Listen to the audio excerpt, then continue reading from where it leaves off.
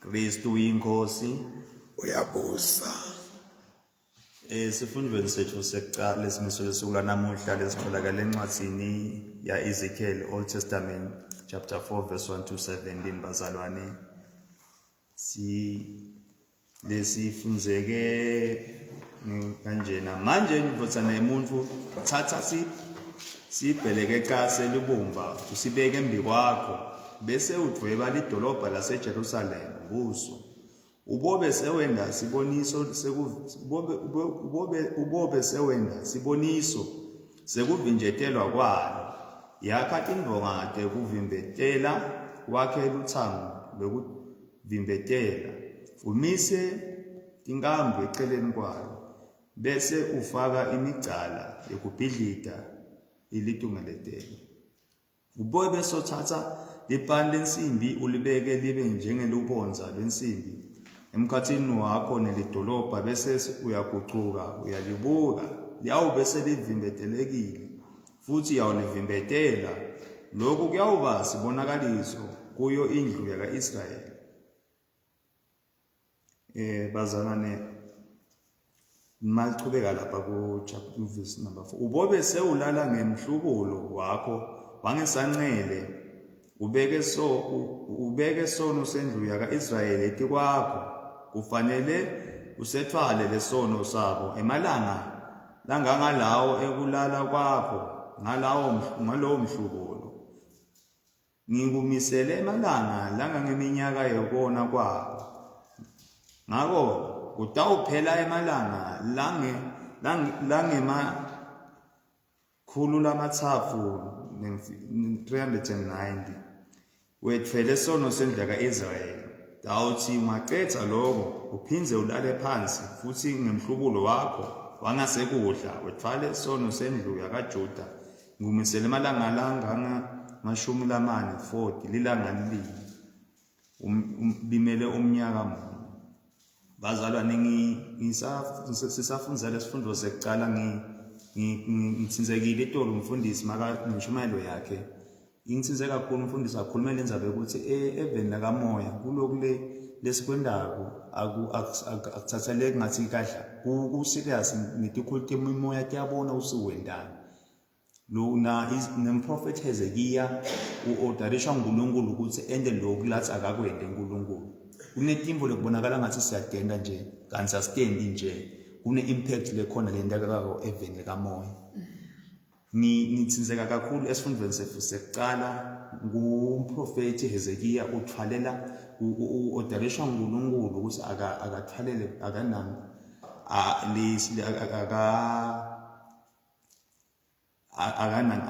kwangathi kufananiswa kumbe nefasta ngemalanga amalanga la 390 endlini yaka-Israyeli 40 endlini yakaJuda.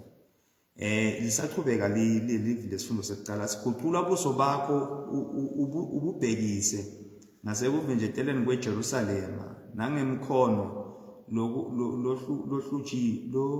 lohlujuliwe profeta umelane nabo wena ngidakubopha ngetindopho kuze ude ungikhona kugucuka kulo mhlubuko uye kulomhlubulo uye kulomunye uze uqedze lawo malanga ekuvimbetela kwabo. Bazalwane ngiyathinzeka enzabeni kulesifundo lesi kuningi lokhu live laNkulunkulu esifundisa kona kulamalanga ngalesihlanu sisafunza live laNkulunkulu isifundweni sethu lebesitholakala kumprofeti Hezekiya chapter 2 verse 28 likhuluma ngabantwana baka-Israyeli abahlubukile labanenkani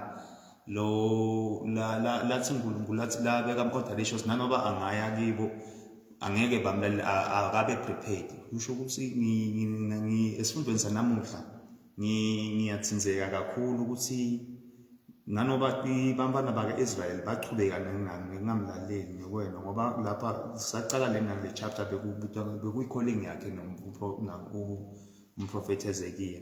Bazalwane kakhulu nje ngithathile nje kulesifundo sanamuhla lesekuqala nje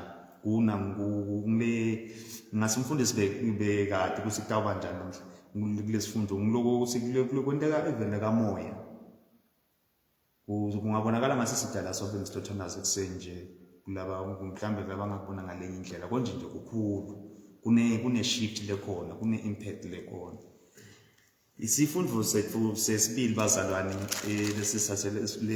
lesise testamenteni lelisha maHebheru 6 verse 1 kuya ku12. Ngakho ke asitishiye imfundiso tekucatfuta eveni la Kristu sendlule kuletingembili talasebavuthiwe enkosini. Asikuyekele kuphinza sibeke sisekelo ngekushumayela kuphendvuka emisebentini lefile kanye nekukholwa kanye nesekukholwa kuNkulunkulu. Bazalwane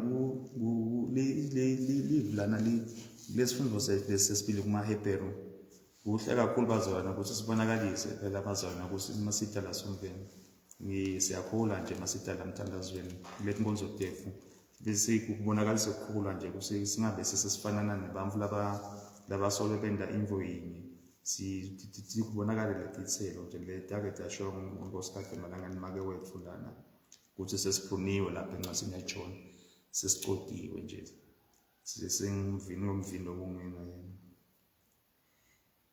Asikuyekele futhi kuphinza sinifundzise ngemibhabhatiso letinhlobonhlobo nangekubekwa tandla nangekuvuswa kwalabafile nangekuhlulela kwaphakatsi.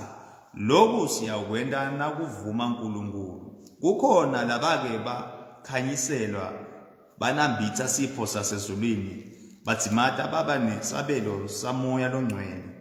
Labo ke labanambitsile kulunga kwelivu laNkulunkulu baweva emandle kuphila lokudala.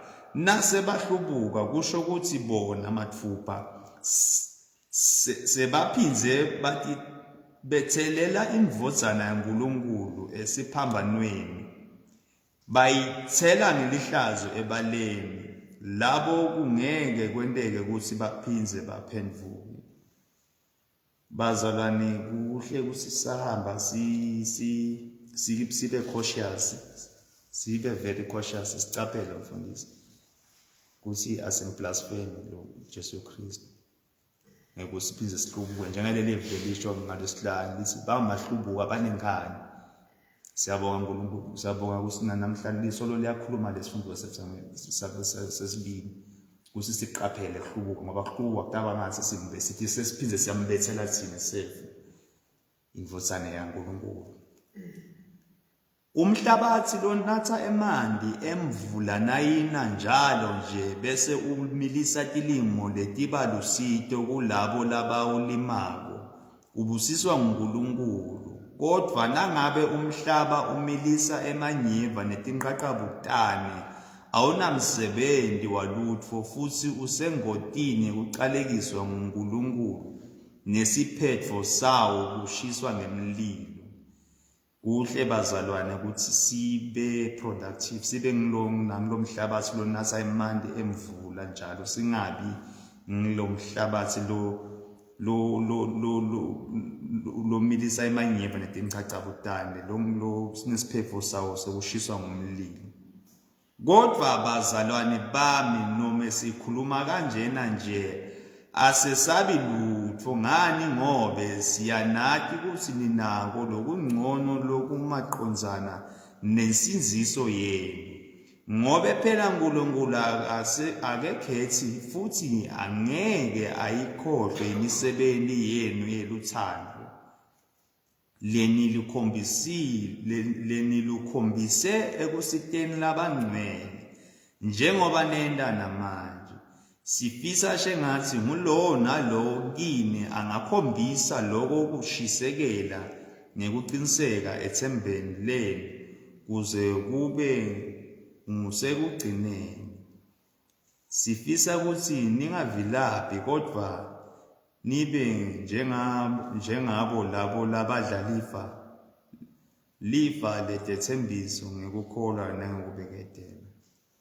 Bazalwane, esifundweni sethu lesesibili lesimiso sukula namuhla siyabonga nje ukuthi lana ile ncwadi lena isifundisa lokhulu uthi nje ngoba njalo kube khona ukubeketela nje, sichubeke sibe sethembeke, sibeketele enkosini. Ngiyashiya inkosi ngusisi. Siyabonga kakhulu.